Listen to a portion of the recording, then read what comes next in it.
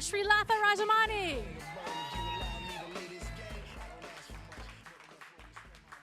That was amazing. I was laughing.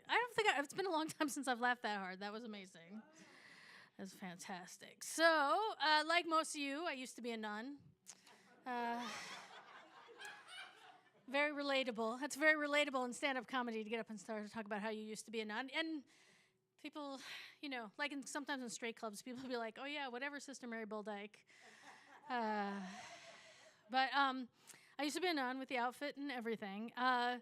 So the first question is, like the Sound of Music? No, there were less children in matching outfits and less Nazis in my story. But the new one people are saying is like Sister Ingalls in Orange is the New Black, who's more political than I feel like I can really claim. But then the third people say is like Mother Teresa, and logistically that's the closest comparison.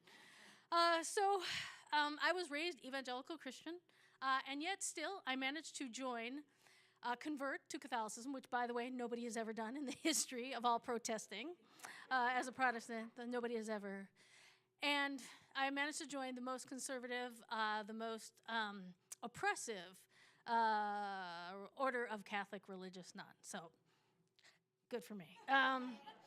So I was living in Haiti. Okay, well, first of all, I flunked out of Bible college. I flunked out of Bible college because of this, right? Mid-America Bible College, they thought I didn't quite fit in, and so I flunked out of Bible college, and I was working at a Kmart, and my friend said, hey, you know what? I have this other friend that is running a school for kids with disabilities in Haiti, and they need somebody to run recreation, and you don't need any special skills. And I was like, oh my God, that's me. I have no special skills. So I was there, and that was a tough fucking place. I remember my first day, so the kids stayed in dorms at the school, and my first day, I turned the corner, and I hear this like, tick, tick, tick, tick, tick, and then wow, wow, and it was two kids. Each one of them only had one leg, and they had taken off their fake leg, and they were beating the shit out of each other with them. These are kids who survived with only one leg in rural Haiti. And these were not like, aluminum legs that you use to win the Boston Marathon. These were made of wood for climbing up the side of the mountain, just clubs, bam, bam, bam. So Haiti was in near Civil War, U.S.-funded near Civil War at the time.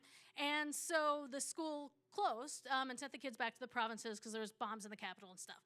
And so there I was, no special skills, just me and the empty school. And this American dentist came to breakfast one day, and he said, hey, Kelly, do you want to go to the home for the dying? I was like, oh, well, I was just enough of an adolescent to turn that question into a dare and say yes, for the sake of pride.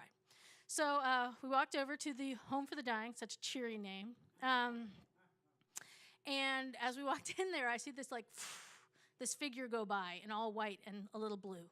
And I was like, oh my God, Rich, you didn't tell me this place was run by nuns.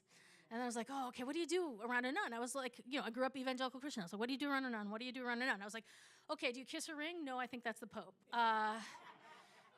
Do you curtsy? No, I think that's the Queen of England. And I was like, do I say bless you? Probably, but only if she sneezes. And then Rich was like, it's okay, Kelly, just calm down. They're just people. And then we walked in the door, and I got the first full view of a missionary of charity nun. And it was this young, beautiful sister carrying a 100-pound bag of concrete on her shoulder. So she looked at me and she said, oh, welcome. Jesus must have sent you. And then so she could take my hand, she slid the bag of concrete down her body and back up onto her other shoulder. And she said, yes, I believe Jesus sent you. So it's hard to say, in response to Jesus sent you, what do you say? And also when the person is carrying their own weight in building materials. So I stayed and helped out that day. And at the end of the day, Sister Concrete said, you're coming tomorrow, right? And we both knew, she was pretty bossy. We both knew that the answer, that wasn't a question and I was coming. And so I kept coming, and the school didn't open up for 9 more months. And by that summer, I was in love. not with Sister Mary Concrete Carrier, as you might be thinking, but with like all the sisters. I loved the way they moved down the stairs. You know, I loved how they looked so lovely in their white habits. I loved how they worked so hard in manual labor, and also how hard, how that manual labor left their forearms so well muscled and lickable, you know. So the things that were the criticisms of the missionaries of charity were apparent even then, right? They were apparent even then. Like, A, they don't try to make systemic change. Absolutely, check, that is true. B, the conditions in their homes for the dying, their cheerfully named homes for the dying, were not awesome. Yes, also true. But at the time, I've been living in Haiti for a couple of years and looking at the way there were so many non-governmental organizations just shitting colonialism on all of Haiti. They graded on the colonialism shitting on everybody curve. They didn't seem that bad. I was hoping my crush would spend itself, and I volunteered actually for a number of years with them, both in Port-au-Prince, Haiti, and in Philadelphia. And but it didn't, and so I applied to, after my long conversion process, I applied to become a missionary of charity nun. And after a while, they said yes. And so I joined a convent, a red brick on 235th Street in the Bronx. And as I climbed the doors to the red brick convent, I knew a lot about their work, but I did not know anything about their life in the convent. So as I climbed the door, I was greeted by Sister Milagro, my mistress, and mistress is exactly the right name in all the ways that somebody could be a mistress. And we sat down to dinner, and she apprised us of missionary charity rule number 1. And that is, whenever you have a chance to make something more difficult for yourself, you should do it. Sister Milagro explained that this was important in order to be the bride of Jesus because, quote, your own selfish, lazy nature will only make you evil. So that made us feel like at home, right, for like light conversation for the first meal.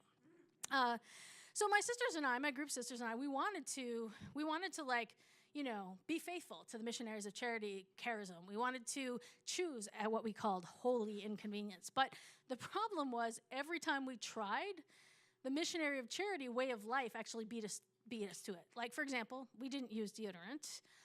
We only used bar soap, including on our hair. During the summer months, we didn't have air conditioning or use fans or even open the windows. So we were complaining about this to our aspirant mistress, and she said, it's so beautiful to help with chastity, no? And we were like, I don't know if it's going to help with chastity, but it definitely can't help the appetites of the men who are coming to eat at the soup kitchen where we were working. It seemed a little cruel. Anyway, so my mistress told me that I had insufficient docility, which I didn't even know that was a thing, right? I didn't know that was a thing you could be. Docility is like something you think of when you think of like a Guernsey dairy cow, right? But we're supposed to. The voice of our mistress was supposed to be the voice of God in all things but sin. So you were supposed to do whatever they told you, but most of the time it didn't seem like it was sinful. It just seemed stupid.